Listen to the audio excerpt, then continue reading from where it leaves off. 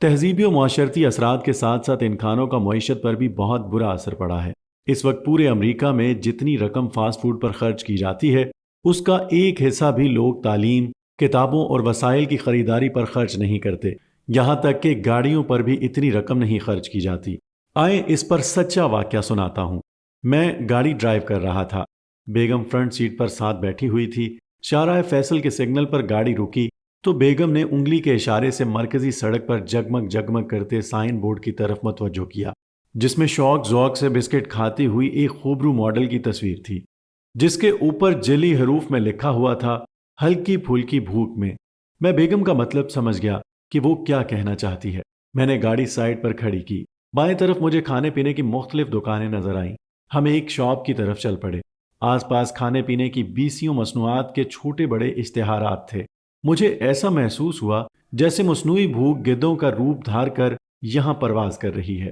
میں نے بیگم کی طرف دیکھتے ہوئے کہا، دیکھیں ہم ابھی گھر سے بہترین کھانا کھا کر آئے ہیں، ہمارا پیٹ بھرا ہوا ہے، بلکہ ان فاسٹ فوڈ کھانے والوں کا بھی پیٹ تو بھرا ہی ہوا ہوگا۔ یہ سب بھی ہماری طرح مصنوعی بھوک پیدا کر کے پیزا خرید رہے ہیں۔ یہ بتائیں، یہ ہلکی پھلکی بھوک کیا ہوتی ہے؟ کیا یہ صرف زبان کے چٹخارے کا نام ہے؟ میں نے بسکٹ کے 2 پیکٹ خریدے اور واپس گاڑی کی طرف چل دیا۔ میں گاڑی کا دروازہ کھول کر بیٹھا تو سامنے اسی سائن بورڈ کے نیچے ایک مفلوک الحال عورت ننگے پاؤں، سر پر میلی کچیلی اور پھٹی ہوئی چادر اوڑھے کھڑی تھی۔ اس کی گود میں ایک ننھا منا بچہ تھا۔ بچے کی ناک بہہ رہی تھی، چہرے پر مسکنت کے نمایاں آثار تھے۔ یہ عورت اپنے معصوم بچے کے لیے دودھ کے ایک پیکٹ کا سوال کر رہی تھی۔ اس منظر نے مجھے مبہوت سا کر دیا۔ میں ایک نظر سائن بورڈ پر چسپاں اشتہار پر ڈالتا تو دوسری نظر اسی سائن بورڈ کے نیچے کھڑی عورت اور اس کی گود میں بچے پر ڈالتا۔ اس منظر نے میرے قدم جکڑ لیے تھے۔ میری آنکھوں میں آنسو بھر آئے۔ میں نے نم کن آنکھوں سے دیکھا تو بیگم مصنوعی بھوک پیدا کر کے چٹخارے لے لے کر بسکٹ کھا رہی تھی۔ میں نے اسی سائن بورڈ کے نیچے کھڑی مفلوک الحال عورت کی طرف انگلی سے اشارہ کیا۔ بیگم فٹ سے بولی، یہ تو بھیکارن ہے۔ میں نے جل کر کہا، بچے کا کھلا ہوا منہ اور اس کی ماں کی آنکھوں میں اتری بدلیاں کہہ رہی ہیں بھیکارن ہوں تو کیا ہوا؟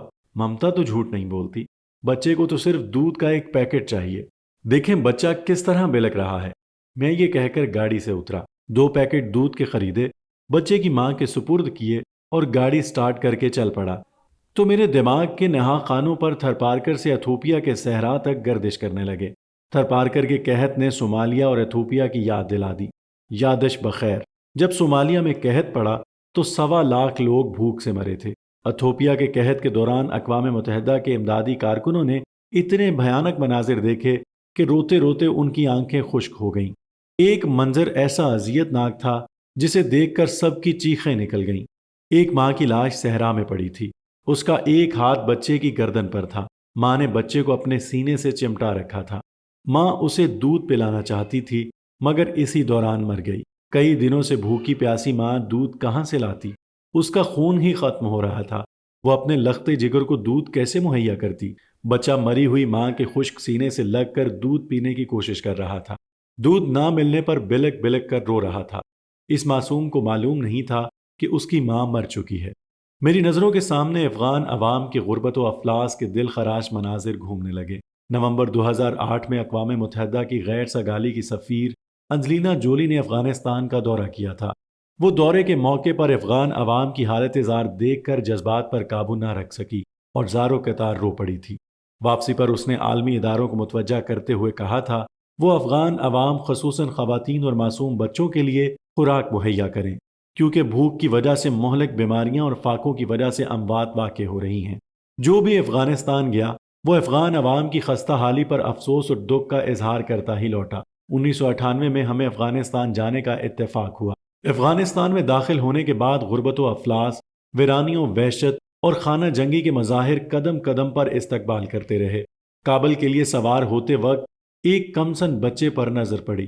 بچہ مٹی میں لتھڑا ہوا، کپڑوں پر کیچڑ اور منہ پر چھنچیاں یعنی سرخ گلاب جیسا چہرہ مٹی میں اٹا ہوا اور ناک بہہ رہی تھی۔ اس نے ہماری گاڑی کے شیشے پر میلے کچیلے ہاتھ مارتے ہوئے اپنی طرف متوجہ کیا اور پھر دونوں ہاتھ جوڑ کر روٹی کا سوال کیا۔ مجھ سے وہ منظر دیکھا نہ گیا۔ میں نے فوراً ہی اپنے بیگ سے ڈبل روٹی نکال کر اس کی طرف بڑھا دی اور ساتھ ہی چند افغانی روپے بھی دے دیے۔ ایک بوڑھا شخص جس کے ساتھ 2 مفلوک الحال بچیاں بھی تھیں کہنے لگا، 2 دن سے کچھ نہیں کھایا، ہمارے گھر میں بیماری بھی ہے۔ ایک ہوٹل کی طرف اشارہ کرتے ہوئے کہا، روٹی تو دلوا دیں۔ میں کھانا لینے کے لیے ہوٹل کی طرف بڑھا تو 2 خواتین نے دستے سوال پھیلاتے ہوئے کہا، کھانا تو دلوا دو۔ میں نے حسب استطاعت دونوں گروہوں کو کھانا لے دیا۔ کابل تک بائی روڈ سفر کرتے ہوئے ایسے بچے بچیاں اور درجنوں مرد و خواتین نظر آئے جن کے مسکنت زدہ چہروں پر استعماری قوتوں کے لیے شکوے نمایاں تھے۔ میری نظروں کے سامنے محصور فلسطینی آ گئے۔ آئے دن غزہ کی ناکہ بندی کی وجہ سے فلسطینی فاقوں پر مجبور ہو جاتے ہیں۔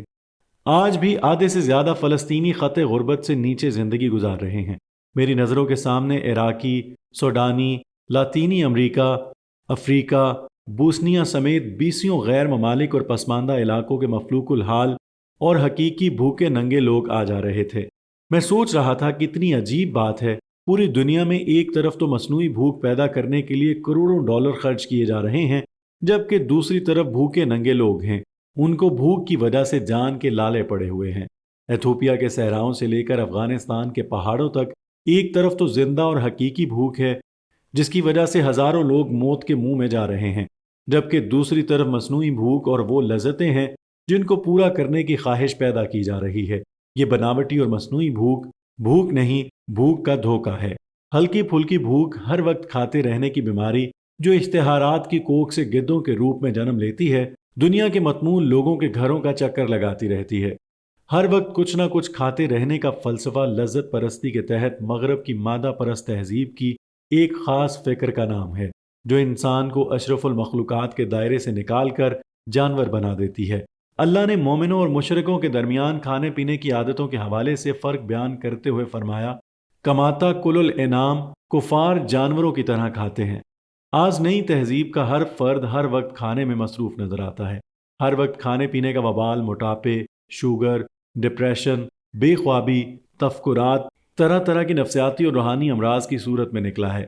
یہ مصنوعی بھوک پیدا کر کے کھانے والے اور لذتوں خواہشوں کے پجاریوں کو خدا نے ایسی ایسی جان لیوا بیماریوں میں جکڑا ہے کہ وہ وقت سے پہلے ہی موت کے منہ میں جا رہے ہیں۔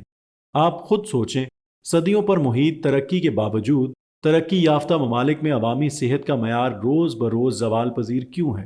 اسے خواہشات نفس کے غلبے کے علاوہ کیا نام دیا جا سکتا ہے؟ ہمیشہ کھاتے رہنا یہ ہماری تہذیب نہیں۔ ہماری تہذیب کھانے والی نہیں، دوسروں کو کھلانے والی ہے۔ حضرت عروہ رضی اللہ تعالیٰ عنہ کی روایت ہے، میں نے ایک دفعہ دیکھا حضرت عائشہ نے 70,000 درہم صدقہ کیے اور ان کے اپنے کرتے میں پیوند لگے ہوئے تھے۔ افسوس، آج ہم یہ بھول گئے، مستقل کھاتے رہنے والا ہمیشہ بھوکا رہتا ہے۔ جو بھوک کو قبول کر لے اس کی بھوک مٹ جاتی ہے، نفس کانے ہو جاتا ہے۔ لذت، خواہش اور چٹخارے میں مبتلا قوم کے معدے ہمیشہ خراب رہتے ہیں۔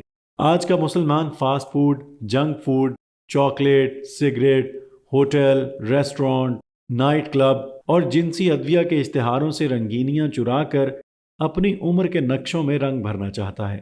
وہ ان اشتہاروں کو ترقی کی علامتیں سمجھ کر ان پر لکھی عبارتوں سے اپنی زندگی کے لیے معنی اخذ کر رہا ہے اور غریبوں کے گھروں میں اتری ہوئی حقیقی بھوک رکھنے والوں کو بھول چکا ہے۔ ہم 2 انتہاؤں کے درمیان جی رہے ہیں۔ ایک طرف تو زیادہ کھانے کی وجہ سے موت کے منہ میں جا رہے ہیں، تو دوسری طرف فاقوں کی وجہ سے زندگی ہار رہے ہیں۔